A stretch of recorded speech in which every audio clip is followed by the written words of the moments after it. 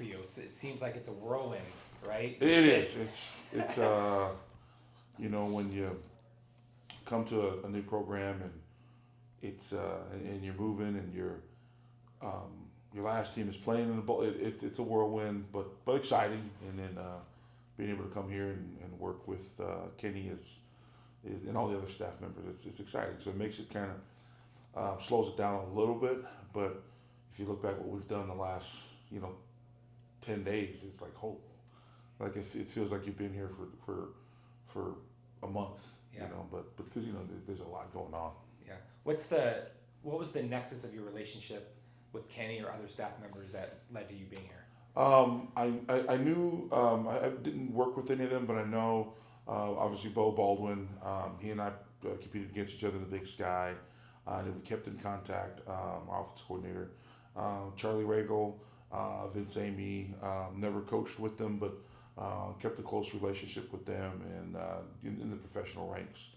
And then just this guy knows this guy, so it was just everything kind of gelled up pretty good, and I'm fortunate to be here. How were you able to quickly assess the state of the roster at your position and figure out, okay, here's kind of what we need, and then how to put that into action? Well, you do your research as best you can as far as just trying to watch film, and nowadays whatever school you're at, you can have access to a database of every college football game. So you take a quick peek, and watch as much game film as you can of guys on this roster and what you have coming back, and then you build off of that. You build off the young men that you have back, like Isaiah and Emmett, and guys that I know. And I know a lot of them because I recruited a lot of them, like Joey Ramos. So you got those guys that you recruited, and then you've watched, and so just with the talent that we have coming back in that room and trying to gel what we need to continue to build that culture in that room. And I think it was pretty apparent with all the departures that you were going to need to go get some guys who were ready to play immediately. Seems like you accomplished that. What did you think about what you were able to do there? Again, it really starts with those guys in the room and getting to know them, the personality. Like Isaiah Glass, the athletic ability, and Emmett Bull, and his story is amazing. From Northern State, and it's amazing, and just his story, and then Joey coming home. And just you get those guys, and you get the young guys like Ben Bray and all those guys coming back, and who has some experience, and then you gel in what you think. Okay, we need a position here. You need a position here, and then you also you don't want to neglect the young guy. Sarai.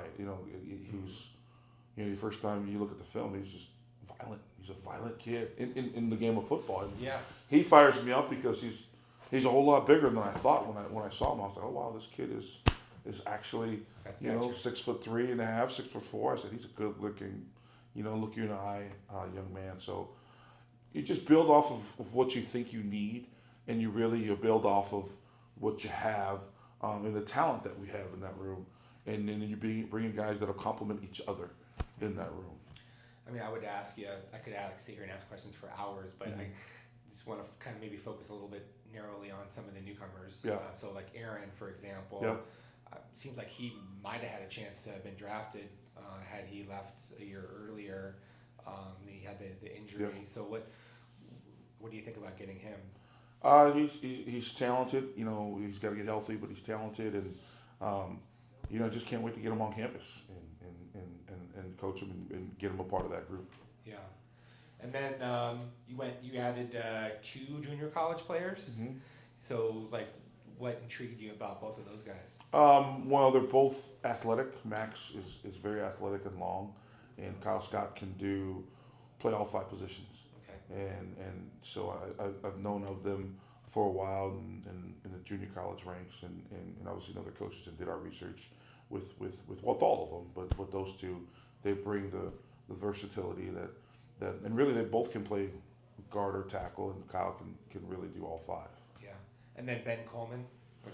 Ben, obviously. Yeah, Ben is a young man that was productive in the Pac-12 and is familiar with this conference. So, having a young man like that to complement the room we have, just can't wait to get him on campus and to work with those guys. Do you already have a sense of where guys plug and what with what's returning, what that might look like from a initial standpoint?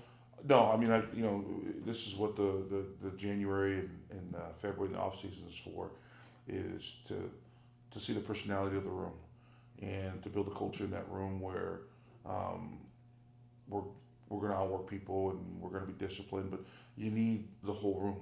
And I think, again, with the core we have coming back, who are all phenomenal kids, and that's the first thing I ask to say, okay, my guys coming back, how are they? Give me their personality as far as them as a team oriented, and they're phenomenal. And then you gel them in with the new guys. It's the culture and the bond that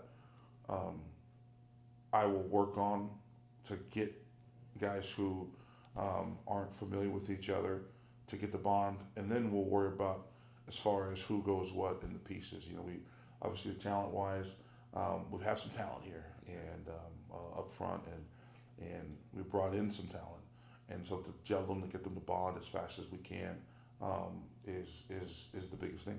What's your perspective on scheme here, and kind of what you guys will be ideologically? Well, shit, man, when we got here, it's we went from 0 to 200 as far as yeah. So the recruiting part of it, and we've just been trying to make sure we can build a team that can compete, not just for the short term, for the long term, and that'll fit our culture. So, as far as schematics, again, we just finished recruiting as far as early signing day. And I'm sure we've all seen what Coach Dillingham can do and what Bo can do, and so I think it'll be a group effort, and when we get to that, I'll let you know. But your background, I mean, I've really enjoyed watching, Mm-hmm. the physicality of Yeah. the teams that you've coached, Mm-hmm. kind of really taking it to opponents and the versatility with what you guys do with your scheme. So Yeah. what kind of your philosophies or your perspectives on what are the essential ingredients to success for offensive Well, line? offensive linemen, you need, honestly, I hate to sound like a cliche, but they have to play together.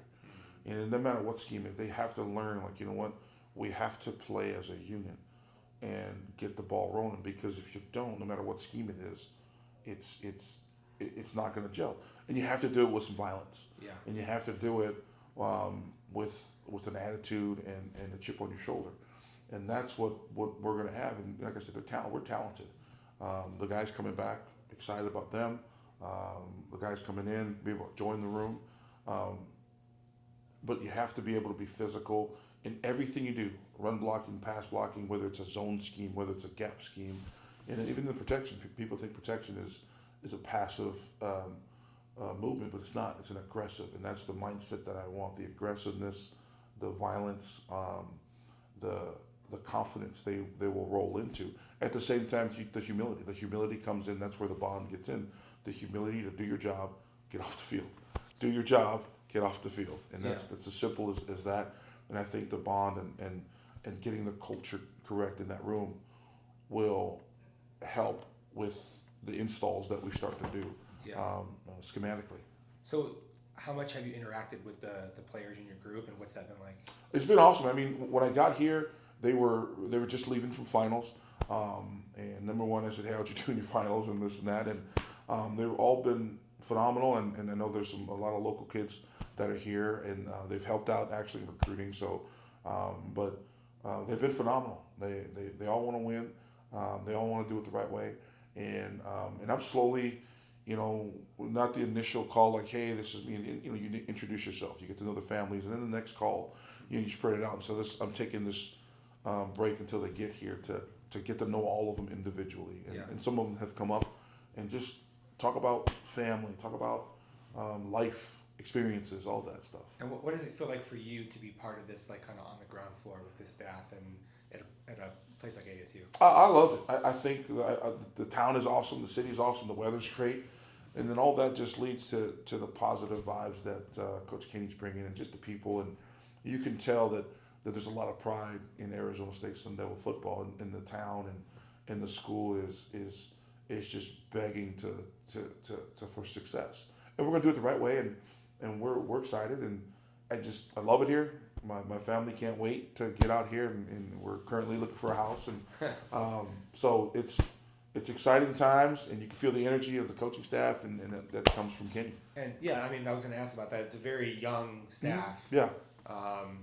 What's it like kind of being, you're like one of Yeah. the more veteran guys, Yeah, I'm the right, older one. on the staff, right? So, yeah, what's that like? What does that do in terms of the relatability to kids, handling a lot of the sort of current issues that exist? Yeah, I think when you have the mixture of, young coaches and old coaches like myself, every kid on a football team can relate to somebody. They should relate to more than one person.